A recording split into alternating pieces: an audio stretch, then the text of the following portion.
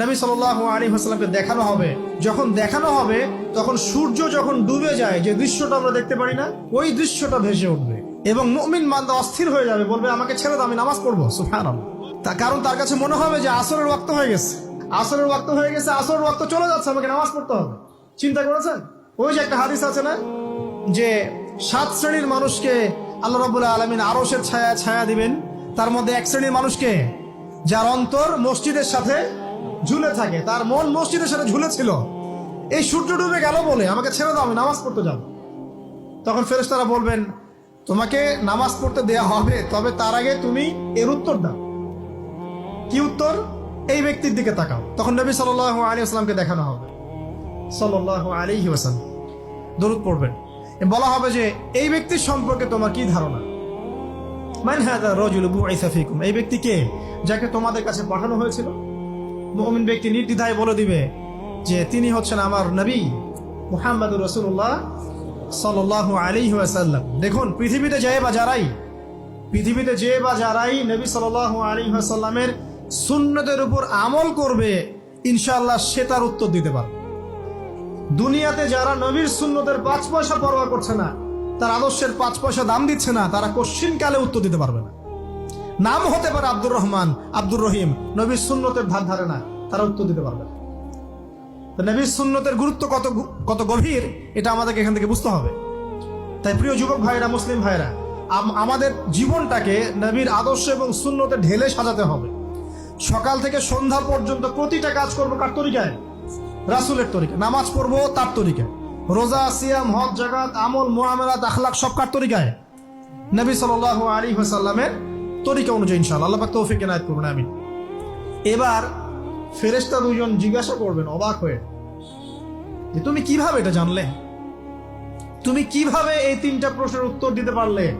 কারণ বেশিরভাগ মানুষ তো উত্তর দিতে পারবে না, বেশিরভাগ মানুষই এই উত্তর দিতে পারবে না। কারণ কিয়ামতের মাঠে 1999 জন মানুষ জাহান্নামে যাবে, নাউজুবিল্লাহ। তো এটা কঠিন পরীক্ষা। আল্লাহ রাসূল সাল্লাল্লাহু আলাইহি ওয়াসাল্লাম বলেছেন যে নিশ্চয়ই তোমাদেরকে এখানে পরীক্ষায় ফেলা হবে, আর তোমরা যদি এই পরীক্ষা জেনে তোমাদের মৃতদেরকে দাফন করা থেকে বিরত না থাকতে, তাহলে আমি তোমাদেরকে শুনিয়ে দিতাম কবরে কেমন পরীক্ষা হয়।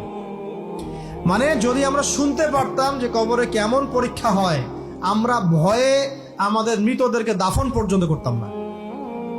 এটা নবীজি বলছেন সাল্লাল্লাহু আলাইহি ওয়াসাল্লাম। তাকে জিজ্ঞাসা করা হবে যে তুমি কিভাবে জানলে এটা? বেশিরভাগ মানুষ তো পারে না উত্তর দিতে। তখন সেই ব্যক্তি বলে বসবে, সেই ব্যক্তি বলবে যে করাতু কিতাব আল্লাহ, আমি আল্লাহর কিতাব এই কোরআন পড়েছি। মুমিন বলবে আমি আল্লাহর কোরআন পড়েছি, ফাআমানতু বিহি, আমি এর উপর ঈমান এনেছিলাম, ওয়া সাদ্দাকতু, এবং সত্যায়ন করেছিলাম। সুবহানাল্লাহ। অতএব দুনিয়াতে যারা দ্বীনের জ্ঞান অর্জন করছে না, কোরআন পড়ছে না, হাদিস পড়ছে না, পড়াশোনার চেষ্টা করছে না, জানার চেষ্টা করছে না, কবরে পাওয়া ডিফিকাল্ট আছে। এটা একটা অন্যতম প্রশ্ন। আমরা কিন্তু মনে করি 3টা প্রশ্ন হচ্ছে, আসলে প্রশ্ন হচ্ছে কয়টা? 4টা। 3টার পরে আরো একটা এক্সট্রা। কিভাবে জানলে? তখন উত্তর দিচ্ছে আমি আল্লাহর কিতাব পড়েছি, ঈমান এনেছি, সত্যায়ন করেছি। সুবহানাল্লাহ। নবী সাল্লাল্লাহু আলাইহি ওয়াসাল্লাম হাদিসের পরের অংশে বলছেন যে যখন কাফের বান্দাকে উঠানো হবে, তখন ডানেও কিছু নাই, বামেও কিছু নাই, সামনে পিছনে কিচ্ছু নাই। মাথার দিক থেকে ফেরেশতারা চলে আসবেন, উঠিয়ে বসানো হবে, প্রশ্ন করা হবে কে তোমার রব? একটাই উত্তর, লা আদরি, আমি জানি না। নাউজুবিল্লাহ। কি তোমার দিন? লা আদরি, আমি জানি না। এই যে আল্লাহর তো খবর নাই, আল্লাহ পাকের বিধান মেনে চলার কোনো খবরই নাই, পরোয়াই নাই।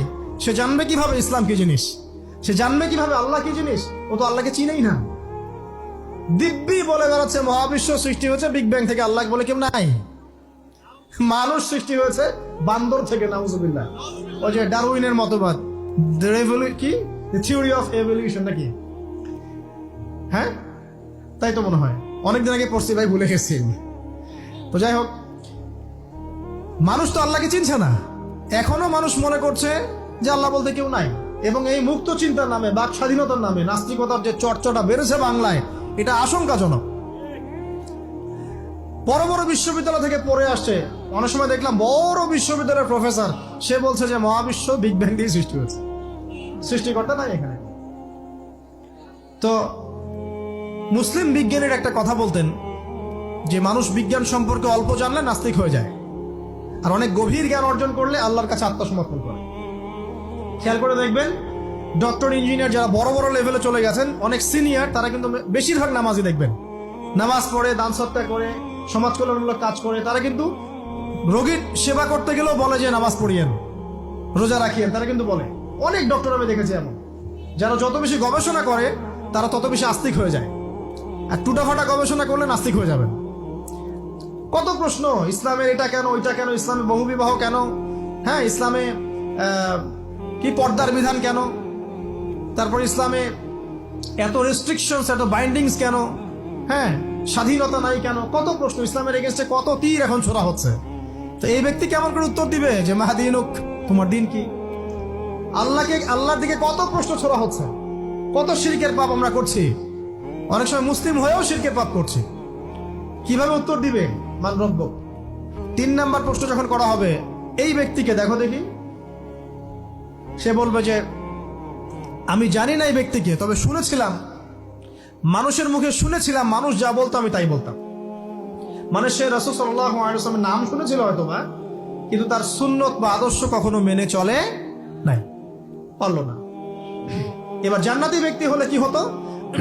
ওই যে সূর্য ডুবছিল যেখানে, তার দৃষ্টির সীমা পর্যন্ত কবরকে প্রশস্ত করে দেয়া হতো, এবং জান্নাতের একটা দরজা তার কবরে খুলে দেয়া হতো।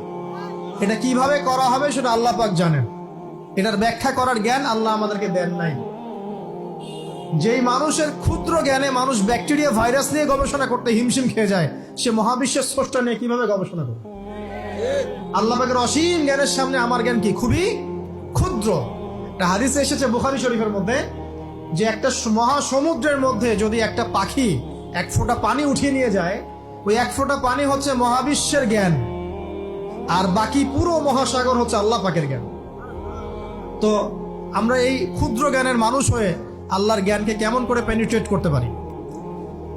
তো আল্লাহ পাক জান্নাতের দরজাগুলো খুলে দিবেন, একটা দরজা খুলে দিবেন, সেখান থেকে বাতাস আসবে, জান্নাতের নাজ নিয়ামত উপভোগ করতে থাকবে, এবং তার রূহটাকে সবুজ রঙের পাখির আকৃতিতে জান্নাতে রেখে দেওয়া হবে।